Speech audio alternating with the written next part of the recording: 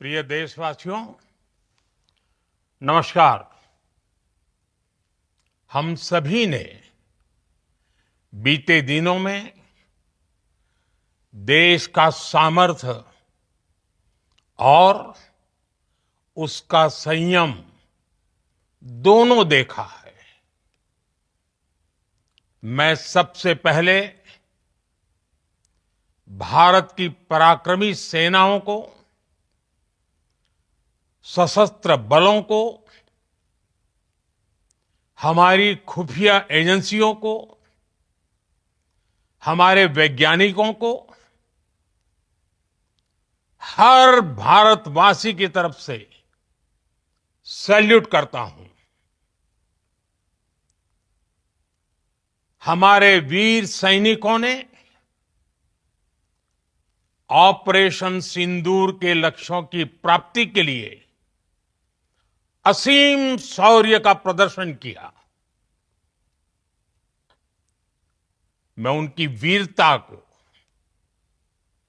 उनके साहस को, उनके पराक्रम को आज समर्पित करता हूं हमारे देश की हर माता को, देश की हर बहन को और देश की हर बेटी को ये पराक्रम समर्पित करता हूं। साथियों, 22 अप्रैल को पहलगाम में आतंकवादियों ने जो बर्बरता दिखाई थी, उसने देश और दुनिया को झकझोर दिया था। छुट्टियां मना रहे निर्दोष मासूम नागरिकों को धर्म पूछकर उनके परिवार के सामने, उनके बच्चों के सामने बेरहमी से मार डालना, यह आतंक का बहुत विभत्स चेहरा था, क्रूरता थी। ये देश के सद्भाव को तोड़ने की घिनौनी कोशिश भी थी। मेरे लिए व्यक्तिगत रूप से ये पीड़ा बहुत बड़ी थी। इस आतंकी हमले के बाद सारा राष्ट्र, हर नागरिक, हर समाज, हर वर्ग, हर राजनीतिक दल एक स्वर में आतंक के खिलाफ कड़ी कार्रवाई के लिए उठ खड़ा हुआ। हमने आतंकवादियों को मिट्टी में मिलाने के लिए भारत की सेनाओं को पूरी छूट दे दी और आज हर आतंकी, आतंक का हर संगठन जान चुका है कि हमारी बहनों बेटियों के माथे से सिंदूर हटाने का अंजाम क्या होता है। साथियों, ऑपरेशन सिंदूर ये सिर्फ नाम नहीं है, ये देश के कोटि कोटि लोगों की भावनाओं का प्रतिबिंब है। ऑपरेशन सिंदूर न्याय की अखंड प्रतिज्ञा है।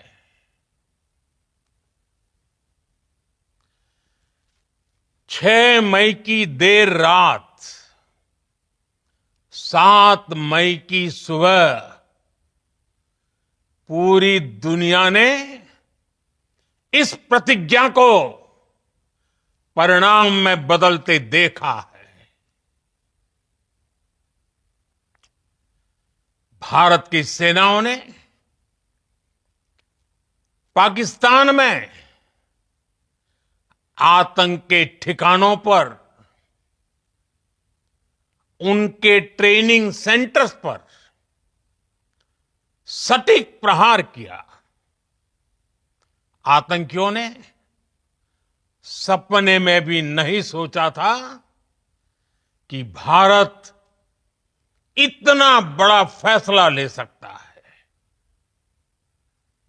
लेकिन जब देश एकजुट होता है, नेशन फर्स्ट की भावना से भरा होता है, राष्ट्र सर्वोपरि होता है,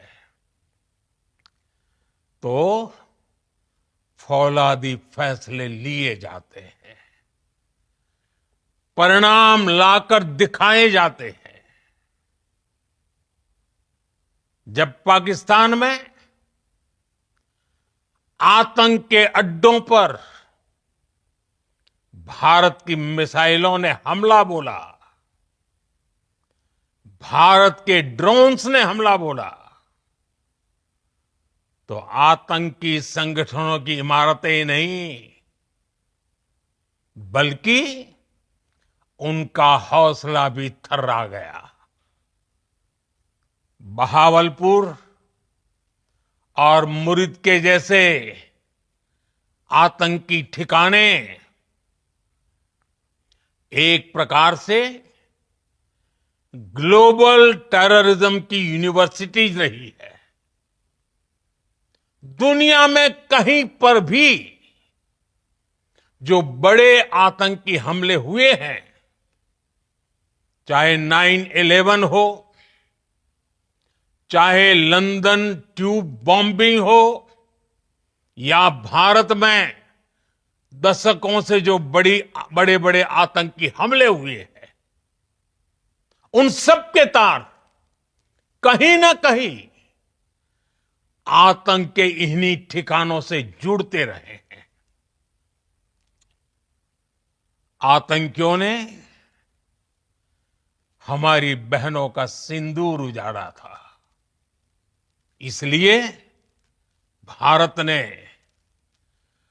आतंक के ये हेडक्वार्टर्स उजाड़ दिए। भारत के इन हमलों में 100 से अधिक खूंखार आतंकवादियों को मौत के घाट उतारा गया है। आतंक के बहुत सारे आका बीते 2.5-3 दशकों से खुलेआम पाकिस्तान में घूम रहे थे, जो भारत के खिलाफ साजिशें करते थे। उन्हें भारत ने एक झटके में खत्म कर दिया। साथियों, भारत की इस कार्रवाई से पाकिस्तान घोर निराशा में गिर गया था, हताशा में गिर गया था, बौखला गया था। और इसी बौखलाहट में उसने एक और दुस्साहस किया। आतंक पर भारत की कार्रवाई का साथ देने के बजाय पाकिस्तान ने भारत पर ही हमला करना शुरू कर दिया। पाकिस्तान ने हमारे स्कूलों, कॉलेजों को, गुरुद्वारों को, मंदिरों को, सामान्य नागरिकों के घरों को निशाना बनाया। पाकिस्तान ने हमारे सैन्य ठिकानों को निशाना बनाया। लेकिन इसमें भी पाकिस्तान खुद बेनकाब हो गया। दुनिया ने देखा कि कैसे पाकिस्तान के ड्रोन्स, पाकिस्तान की मिसाइलें भारत के सामने तिनके की तरह बिखर गई। भारत के सशक्त एयर डिफेंस सिस्टम ने उन्हें आसमान में ही नष्ट कर दिया। पाकिस्तान की तैयारी सीमा पर वार की थी, लेकिन भारत ने पाकिस्तान के सीने पर वार कर दिया।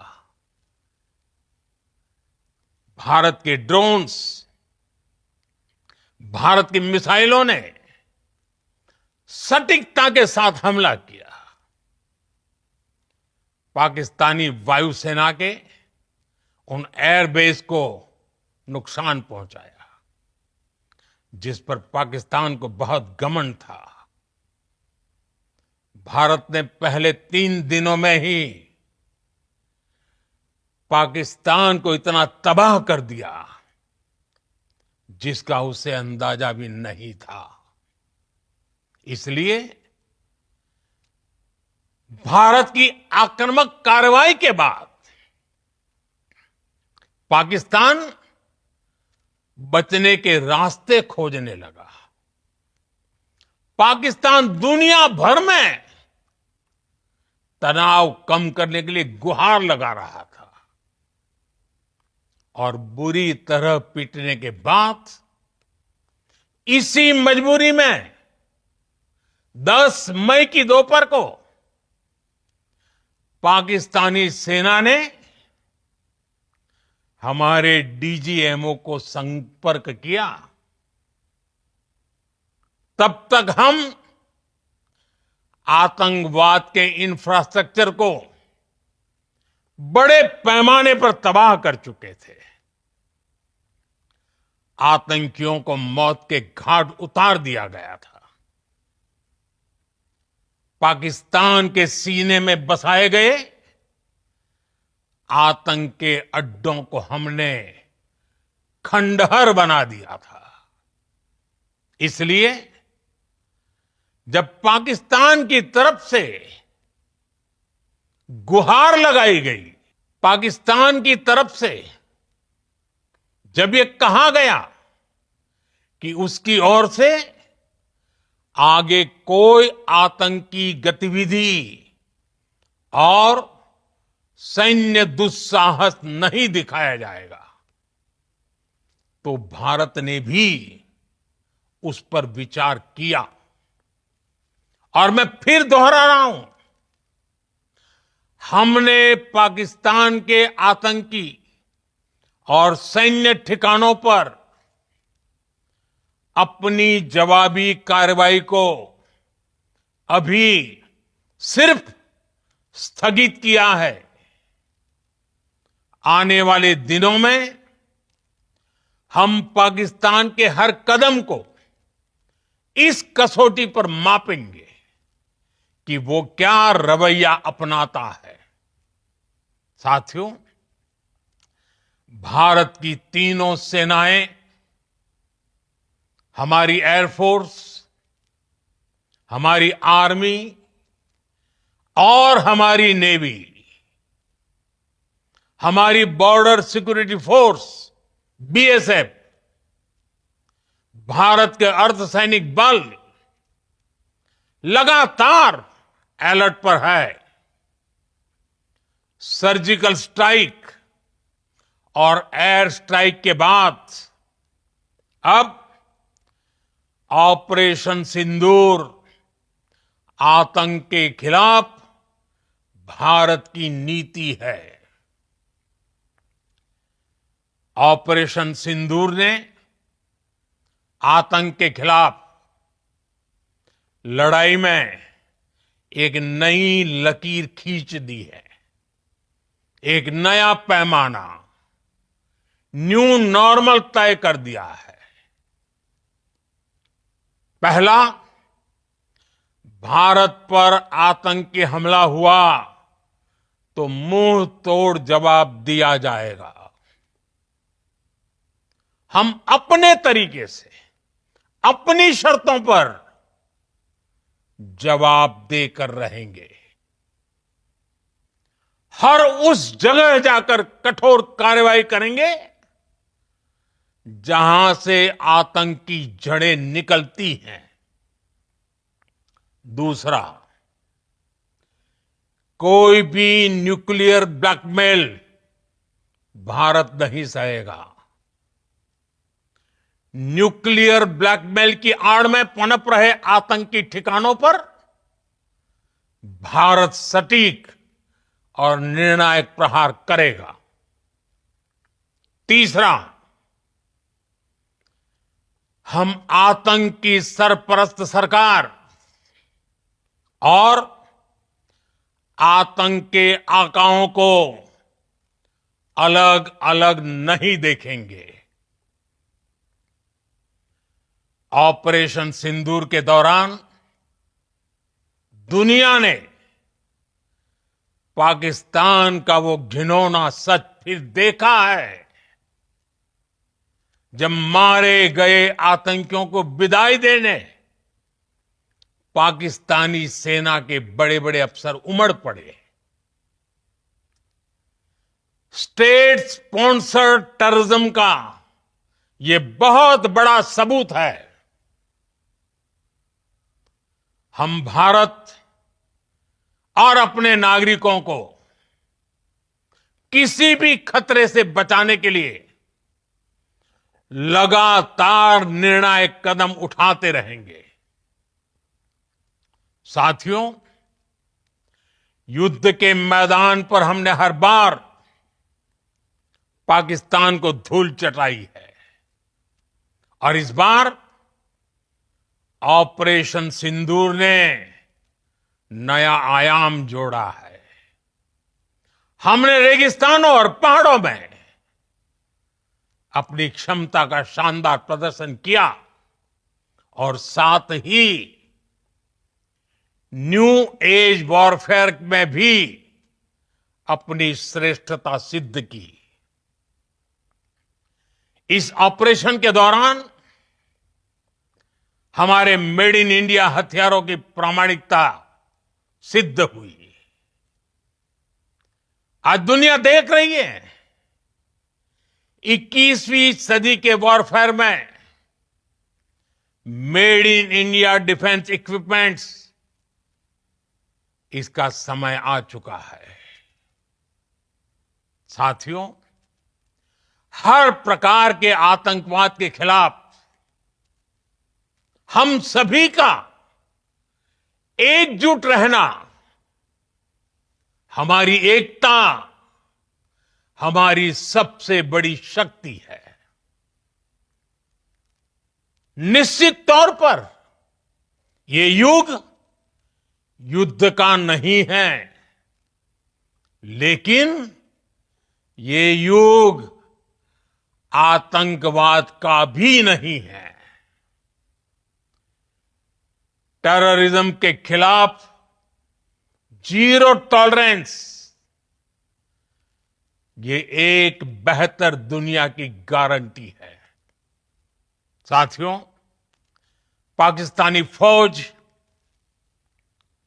पाकिस्तान की सरकार जिस तरह आतंकवाद को खाद पानी दे रहे हैं, वो एक दिन पाकिस्तान को ही समाप्त कर देगा।